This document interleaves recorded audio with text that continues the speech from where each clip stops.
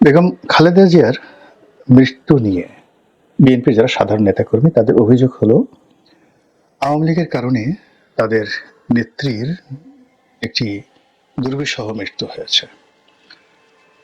মৃত্যুর পূর্বে বেশ কয়েক বছর তিনি মারাত্মক অসুস্থ হয়ে পড়েছিলেন। জেলখানাতে অসুস্থতার কারণে তাকে একাধিকবার চিকিৎসা দেওয়া হয়েছে। তখন বিএনপির পক্ষ থেকে দাবি করা ছিল যে তিনি দেশের বাইরে চিকিৎসা করতে গেলে তো তাকে যাকে বলা হয় উন্নত চিকিৎসার জন্য বিদেশে পাঠানো হোক, আর তাকে যদি বিদেশে পাঠানো হয় তাহলে তিনি সুস্থ হয়ে ফিরবেন। তো ওই সময়ে তার এই চিকিৎসা নিয়ে সরকার রাজনীতি করেছে, এতে কোনো সন্দেহ নেই। এখন মূল ব্যাপারটা হলো তার যে রোগগুলো ছিল সেই রোগগুলো নিয়ে আমি কিছু কথাবার্তা বলবো। সেখানে হয়তো তাকে বারবার যদি সিঙ্গাপুরে পাঠানো হতো, ইংল্যান্ডে পাঠানো হতো, আমেরিকাতে পাঠানো হতো, এটা যাকে বলা হয় বিএনপির একটা মানসিক স্বস্তি হতো। কিন্তু যে দুটো রোগ দ্বারা তিনি রোগাক্রান্ত ছিলেন, একটা হলো আর্থাইটিস, বাতের রোগ, আরেকটি হলো তার লিভার সিরোসিস, লিভারের একটা বিরাট অংশ নষ্ট হয়ে গিয়েছিল যকৃতের। তো এই দুটো রোগী চিকিৎসার বাইরে। যখন আপনার শরীরে খুব আর্থাইটিস অনেকগুলো, গিটেবাত আছে, তারপর গাউট আছে, মানে যেটাকে বলা হয় ইউরিক অ্যাসিড আছে, এরকম অনেকগুলো মানে বাত। তো তার সেই বাতের মধ্যে হাঁটুতে, তার যে হাঁটুতে একাধিকবার অস্ত্রোপচার করা হয়েছে। তো হাঁটু সেই সমস্যাটা দীর্ঘদিন ধরে ছিল, বেগম জিয়ার হাঁটুতে সমস্যা ছিল, এর বাইরে অন্যান্য রোগ। তো এই রোগগুলো থেরাপি দেওয়া যেত, চিকিৎসা করা যেত, হয়তো 6 মাস ভালো থাকতেন, আবার তিনি অসুস্থ হয়ে পড়তেন।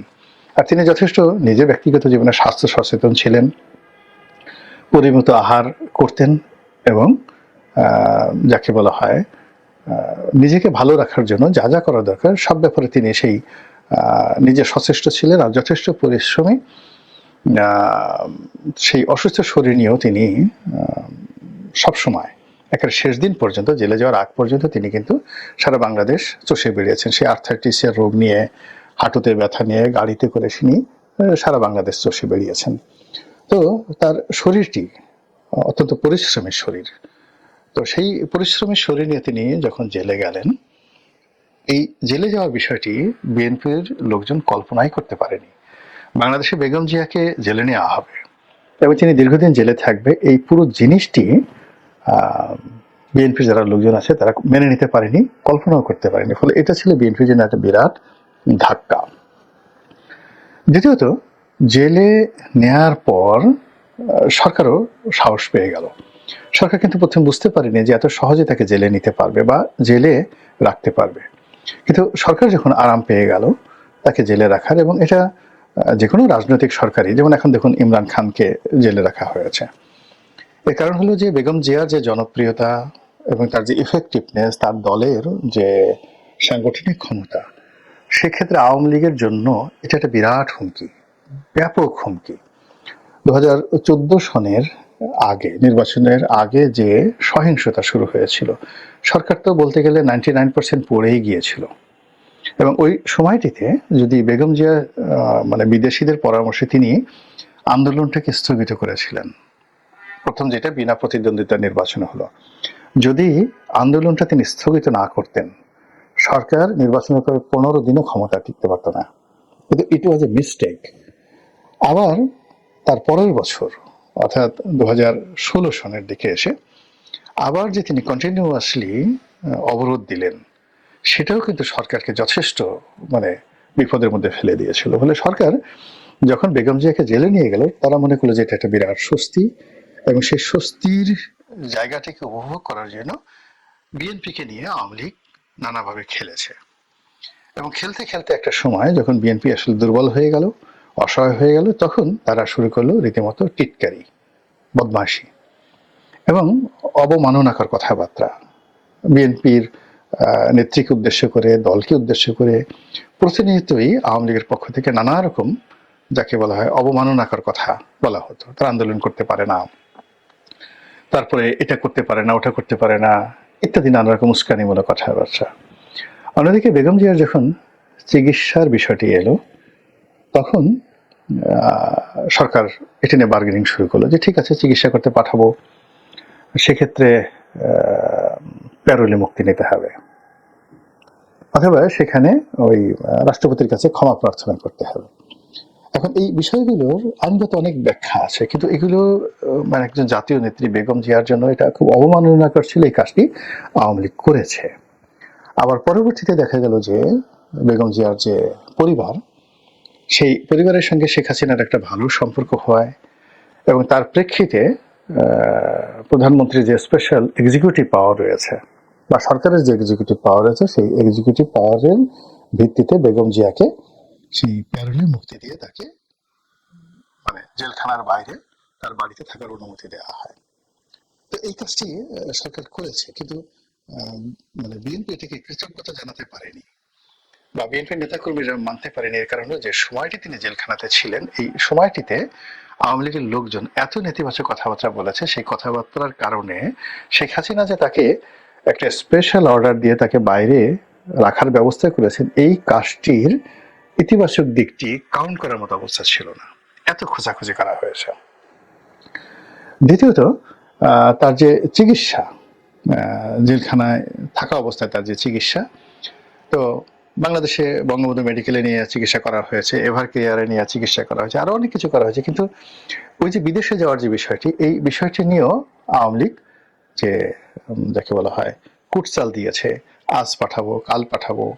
তো একবার বলেছে ঠিক আছে আপনি বিদেশে যাবেন, আর বাংলাদেশে আসবেন না, তো সে কখনোই সেটাতে রাজি হয়নি।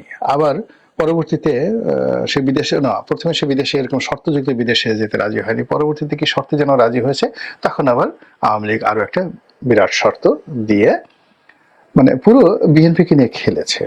আপনি যখন একটা বাঘ, একটা সিংহ, তার দাঁতগুলো ভেঙে দেন, তারপরে তার নখগুলো কেটে ফেলেন, তারপর তার গলায় একটা রশি দিয়ে আপনি যখন তাকে সার্কাসে ক্রিয়ানক হিসেবে ব্যবহার করেন, ঠিক তদ্রূপ বিএনপির মতো একটা বড় দলকে আওয়ামী লীগ 2014 থেকে ধীরে ধীরে এটাকে একেবারে একটা সার্কাস্টিক দল বানানোর চেষ্টা করেছে। তারপরে 18 সনের নির্বাচনে নিয়ে বিএনপিকে যেভাবে অপদস্থ করা হয়েছে, ফলে 18-র পরে 19 সাল থেকে একেবারে তার আওয়ামী লীগের পতনের পূর্ব সময় পর্যন্ত আওয়ামী লীগ আসলে বিএনপির মতো দলকে জাসদ ইনু, ওয়ার্কার্স পার্টি মেনন এবং জাতীয় পার্টির এরশাদ সাহেবের জাতীয় পার্টি বা আনোয়ার হোসেন মঞ্জুর জেপি, এর সাথে ঠিক বড় কোনো দল মনে করেনি, 19-20 মনে করেছে। যাই হোক, বিএনপির জায়গায় ফিরে এসেছে, আওয়ামী লীগ তার কর্মফল ভোগ করেছে, কোনো সন্দেহ নেই। যদি তাদের ভালো কোনো কর্ম থাকে ওই সময়টিতে, তারা হয়তো ভবিষ্যতে পাবে, কিন্তু তাদের যে কুকর্মগুলো ছিল সেই কুকর্মের কারণেই আজকের এই পরিণতি এসেছে। তারা যতই বলুক রাজাকারের নাতিপতি, যতই বলুক ম্যাটিকুলাস ডিজাইন, যতই বলুক যে তারা নির্দোষ ছিল, যা কিছু ছিল, কিন্তু তাদের এই ক্ষমতাচ্যুতি আসমান থেকে এসছে। তারা যেভাবে ব্যাংকগুলোকে লুট করেছে তাদের লুটেরারের মাধ্যমে, তারা যেভাবে খুন করেছে, পলিটিক্যাল মার্ডার, তারা যেভাবে গুম করেছে, তাদের যে ক্যাডার বাহিনী যেভাবে মানুষের মানে রাজনৈতিক প্রতিপক্ষের জীবন হারাম করে দিয়েছে, হারাম করে দিয়েছে। ছোট্ট দুটো উদাহরণ নেই, যেমন ধরুন বিএনপির একজন নেতা, তার নাম হলো অদূত ভূঁইয়া, খাগড়াছড়ির খুব নাম করা নেতা, এবং তাকে বলা হয় টাইগার অব দ্য হিল, পাহাড়ি অঞ্চলের সিংহ। তো এইরকম একজন যাকে পাহাড়ি অঞ্চলের মানে সিংহ, এবং বিএনপি নেতাদের মধ্যে খাগড়াছড়ি, বান্দরবন, রাঙামাটি, এই যে পার্বত্য অঞ্চলে আব্দুল ওদুদ ভূঁইয়ার মতো এত প্রভাবশালী নেতা আর নেই, আওয়ামী লীগের মধ্যেও নেই। তো এইরকম একজন নেতাকে গুতিয়ে গুতিয়ে আওয়ামী অত্যাচারে এমন একেবারে বিড়াল বানিয়ে দেওয়া হয়েছে যে একটা টেলিভিশন টক শোতে আওয়ামী লীগের মনিরুজ্জামান নামে এক একেবারে জুনিয়র নেতাও না ঠিক, আওয়ামী লীগের একজন যাকে বলা হয় অ্যাক্টিভিস্ট, আওয়ামী লীগের একজন কর্মী, তো সেই আওয়ামী লীগের একজন কর্মী সে আব্দুল ওদুদ ভূঁইয়ার সামনে এগিয়ে গেল, তারপরে শেষে তার মানে কি বলবো মুখে যা আসে সেই ভাষায় তাকে গালাগাল করলো এবং মানে মারতে গেল, এবং তিনি মাথা নিচু করে সেই টেলিভিশনে লাইভ টক শোতে বসে থাকলেন। তো এই যে দেখেন যে বিএনপির মনে যে ভয় সৃষ্টি করা, এই ভয় কেবলই মাত্র যে আব্দুল লতিফ ভূঁইয়া নয়, এই ভয় মির্জা আব্বাসের ছিল, এই ভয় রুহুল কবির রিজভী সাহেবের ছিল। প্রত্যেকটা বিএনপির নেতাকে ভিতর সন্ত্রস্ত করে তাদের মেরুদণ্ড ভেঙে দেওয়া হয়েছে। এখন কি হলো যে এই যে পরিবর্তিত পরিস্থিতিতে এই মুহূর্তে আওয়ামী লীগের জন্য সবচেয়ে ভ্যানগার্ড, বড় ভ্যানগার্ড থাকতে পারতো, হতে পারতো বিএনপি, যদি তাদের সেই পলিটিক্যাল ব্যাকবোনটা আওয়ামী লীগ অক্ষত রাখত। আজকে যে দক্ষিণপন্থী গ্রুপগুলোর বাড়াবাড়ি, আজকে আওয়ামী লীগের বিরুদ্ধে যে মব হচ্ছে, যে ধরনের প্রচার এবং প্রোপাগান্ডা হচ্ছে, তার বিরুদ্ধে রুখে দাঁড়ানোর ক্ষমতা বাংলাদেশে কেবল ছিল বিএনপির। কিন্তু ওই যে বিএনপির যে ভয় আতঙ্ক, 15টি বছর ধরে বিএনপিকে যেভাবে নিঃস্ব রিক্ত করে দেওয়া হয়েছে, তাদের আর দেওয়ার মতো কিছু নাই। ফলে এই পরিবর্তিত সময় তারা একবার ডক্টর ইউনূসকে ভয় পাচ্ছেন, একবার তার প্রেস সেক্রেটারিকে ভয় পাচ্ছেন, একবার আলী রিয়াজকে ভয় পাচ্ছেন, এমনকি বদিউল আলম মজুমদারের ভয় তারা থরথর করে কাঁপছেন। বিপুল জনপ্রিয়তা থাকা সত্ত্বেও, সাংগঠনিক ক্ষমতা থাকা সত্ত্বেও তারা এনসিপির তাদের হাঁটুর বয়সী যারা নেতা রয়েছেন তাদেরকে তোয়াজ করছেন, তদবির করছেন। তারপরে প্রশাসনে যে সকল কর্মকর্তা আছেন তাদেরকে তোয়াজ তদবির করছেন। আর তাদের চোখের সামনে যে অরাজনৈতিক কর্মকাণ্ড হচ্ছে, অমানবিক কর্মকাণ্ড হচ্ছে আওয়ামী লীগের বিরুদ্ধে, সেটা তারা প্রতিবাদ করতে পারছে না। কিন্তু একাকি তারা মনে করছেন যে আওয়ামী লীগের উপর যা কিছু হচ্ছে আলটিমেটলি এটা ভবিষ্যতে বিএনপির দিকেও আসবে। কিন্তু ওই যে কাজটি এটা শুরু করেছিল কিন্তু আওয়ামী লীগ। তো যেটা বলছিলাম যে বিএনপির সাধারণ যারা নেতাকর্মী তারা মনে করে যে বেগম খালেদা জিয়ার উপর যে অত্যাচার জুলুম করা হয়েছে সেটা আওয়ামী লীগ করেছে। আওয়ামী লীগ তাকে বিদেশে যেতে দেয়নি, তাকে চিকিৎসা করতে দেয়নি, ইত্যাদি ইত্যাদি নানা কারণে তার এই অকাল মৃত্যু হয়েছে। এবং তিনি দীর্ঘদিন যে রোগাক্রান্ত অবস্থায় তার শরীর বিকৃত হয়ে গেছে, তার হাত মানে দুটো হাত কুঁচকে গিয়েছে, তার পা বাঁকা হয়ে গেছে, তিনি দাঁড়াতে পারতেন না, শেষ সময়টাতে বিএনপি যারা লোকজন মনে করেন যে কারাগারে তার উপর জুলুম করা হয়েছে, কেউ বলেন তাকে বিষ খাওয়ানো হয়েছে। ইনকিলাব পত্রিকায় দেখলাম যে তারা ইন ডিটেইলস মানে একটা রিপোর্ট করেছে যে কারাগারে বেগম জিয়াকে এমন একটা রুমে রাখা হয়েছিল পুরোনো কারাগারে, যেখানে তিনি ছিলেন নিঃসঙ্গ। এবং মূল কারাগারে রাখা হলে অনেক লোকজন থাকে, কিন্তু একটা কারাগারে দীর্ঘদিন একজন আছেন, তার সঙ্গে কাজের মেয়ে রহিমা আছে, কিন্তু তিনি নিঃসঙ্গ, আশেপাশে কোনো লোক নাই, কিচ্ছু নেই। তো সেক্ষেত্রে মানে একজন সুস্থ মানুষ এরকম একটা পরিবেশে অসুস্থ হয়ে যায়। মানুষ তো মানুষ ছাড়া বাঁচতে পারে না।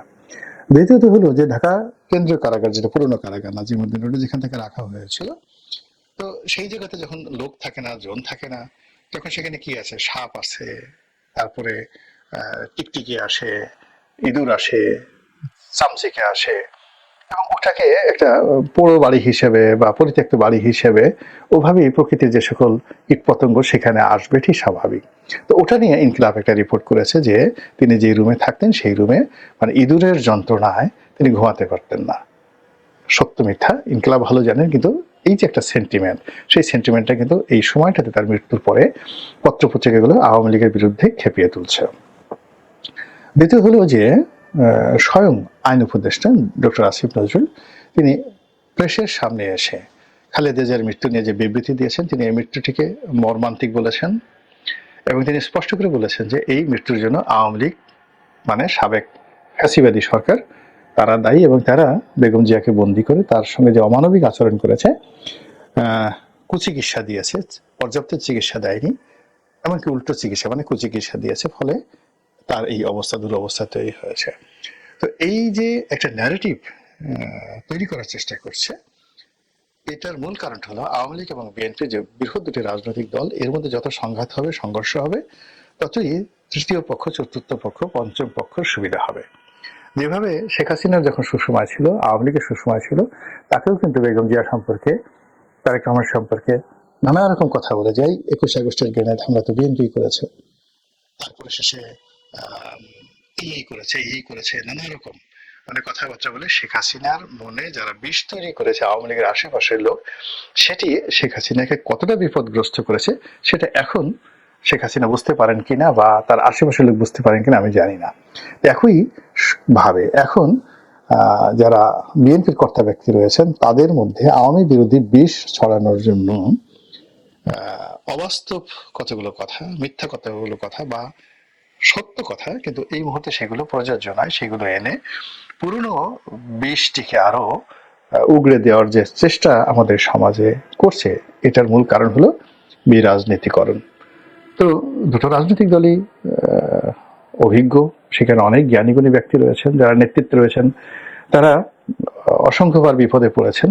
কাজে এই ধরনের পরিস্থিতিতে তাদের কি করা উচিত সেটা তারা ভালো বোঝেন, জানেন, এটি আমি বিশ্বাস করি। এবং তারা এই ধরনের পরিবেশ পরিস্থিতি আরো সুন্দরভাবে মোকাবেলা করবেন, যেন অতীতে যা কিছু হয়েছে সেটি যেন, মন্দ যে কাজগুলো অতীতে হয়েছে সেটির একটিও যেন ভবিষ্যতে না হয়। মহান আল্লাহ আমাদের সবাইকে হেদায়েত দান করুন এবং হেফাজত করুন। আসসালামু আলাইকুম ওয়া রাহমাতুল্লাহি ওয়া বারাকাতুহু।